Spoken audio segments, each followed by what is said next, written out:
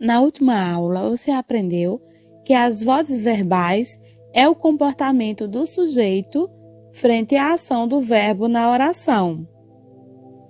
As vozes verbais se dividem em três: voz ativa, voz passiva ou voz reflexiva.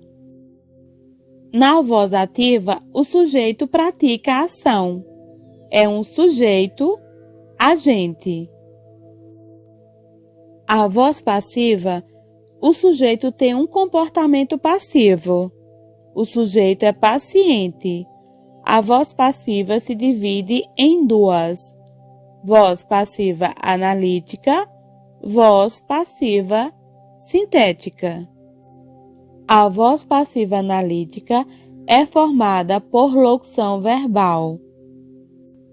E a voz passiva sintética é formada pela terceira pessoa mais o pronome apassivador se. A aluna cumprimentou o professor. Quem cumprimentou o professor? A aluna, sujeito da oração. Quem fez a ação de cumprimentar o professor? A aluna. A aluna é nosso sujeito agente, porque é ela que pratica a ação. O verbo cumprimentou é um verbo transitivo direto, porque exige um complemento. Quem cumprimenta, cumprimenta alguém. Cumprimentou o professor. Se o verbo é transitivo direto, tem complemento. O complemento é o objeto direto. Aqui, o professor. Essa oração está na voz ativa. Já quando falo, o professor foi cumprimentado pela aluna, quem foi cumprimentado pela aluna? O professor, o nosso sujeito. Sujeito não é agente, ele é paciente. O sujeito aqui é paciente, por quê? Porque ele não fez a ação, ele recebe, ele sofre a ação de ser cumprimentado. E quando o sujeito é paciente, temos a voz passiva. Perceberam? Na voz passiva, o objeto da voz ativa se transformou em sujeito paciente da voz passiva. Os pais amam os filhos. Temos aqui um sujeito agente, os pais, e um verbo transitivo direto, amam. Os filhos é o nosso objeto direto. Como é que você transforma essa oração, que está em voz ativa, para a voz passiva? É só pegar o objeto e transformar em sujeito. Os filhos são amados pelos pais. Os filhos passa a ser o sujeito paciente e os pais viram o agente da passiva, porque os pais continuam sendo os agentes, aqueles que amam os filhos. O verbo amar vira uma locução verbal, o verbo ser mais o verbo amar no particípio. Nesse tipo de construção, eu tenho a voz passiva analítica. Nessa voz passiva, eu tenho o agente da passiva, que é o que realiza a ação. Eu sempre terei o agente da passiva? Não, nem sempre.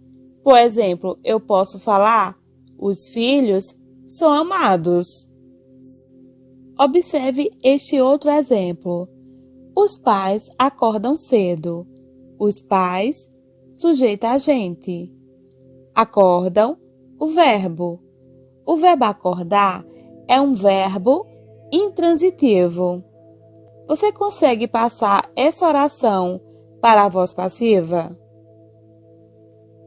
Impossível, porque a voz passiva só será possível de ser formada com o verbo transitivo direto, e o verbo acordar é intransitivo.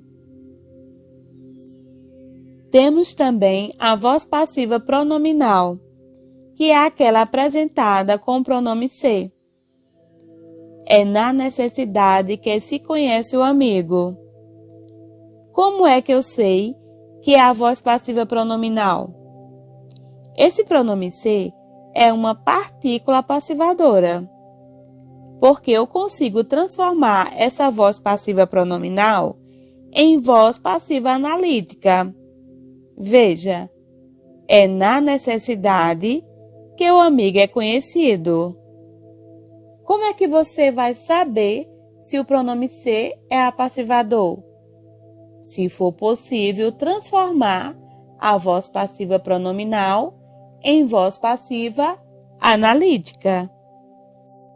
Lembre-se, a voz passiva analítica tem uma locução verbal a partir de um verbo transitivo direto. Tem um sujeito paciente e um agente da passiva quando necessário. E a voz passiva pronominal tem um pronome ser, que é a partícula apassivadora.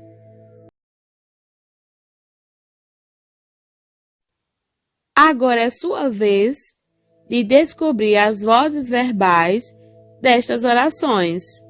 Se a voz é ativa, quando o sujeito pratica a ação, se a voz é passiva analítica ou verbal, quando o sujeito sofre a ação e apresenta um verbo auxiliar mais um verbo no particípio. Quando a voz é passiva pronominal ou sintética, que apresenta um verbo transitivo direto ou um verbo transitivo direto e indireto, mais a partícula ser, a partícula apassivadora.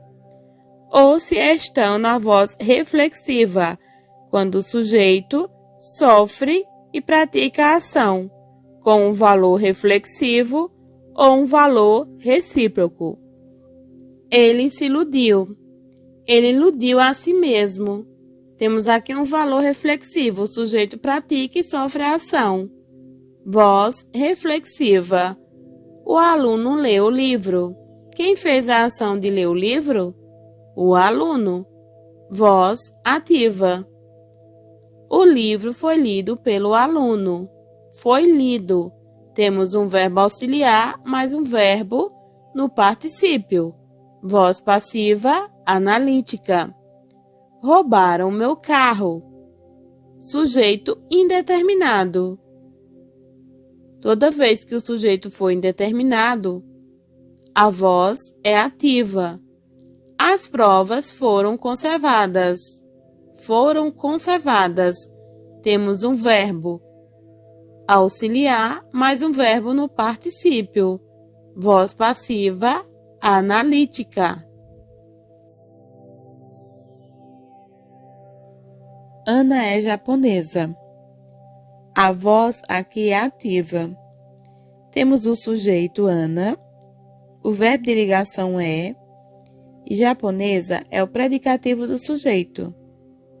É uma palavra que está no predicado, mas faz referência ao sujeito. Sempre que você encontrar um sujeito mais verbo de ligação mais predicativo do sujeito, a voz será ativa.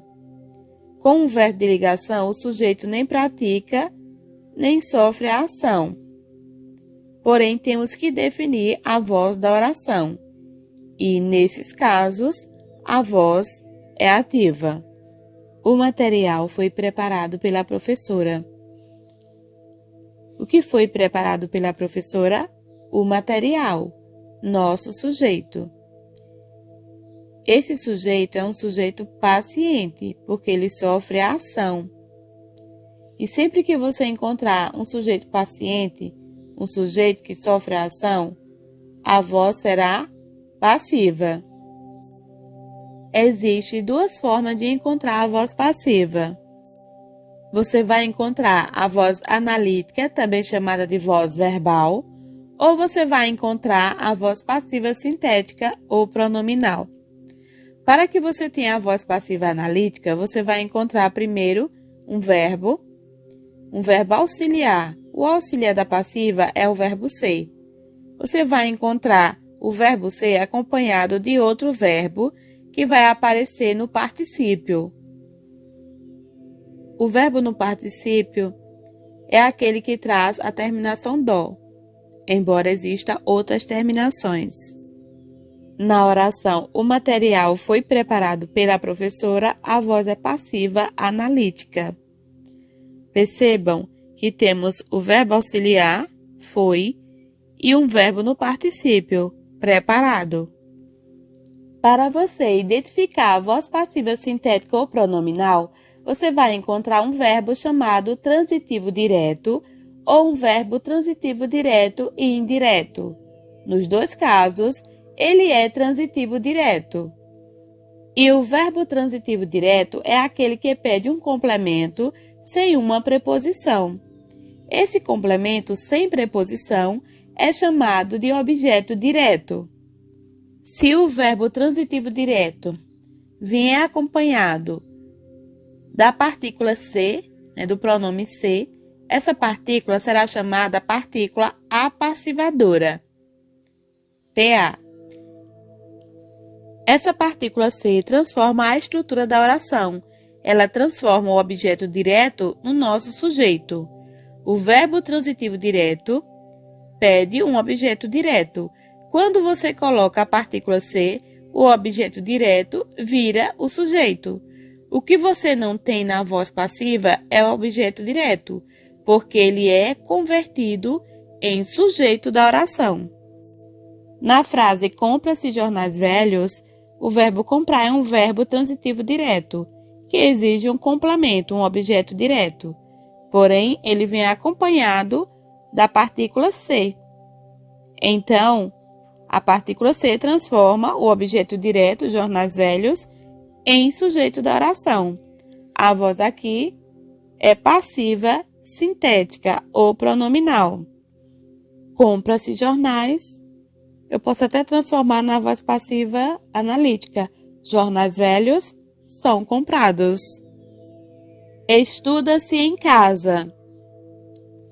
Estudar é um verbo intransitivo. Verbos intransitivos não exigem complemento.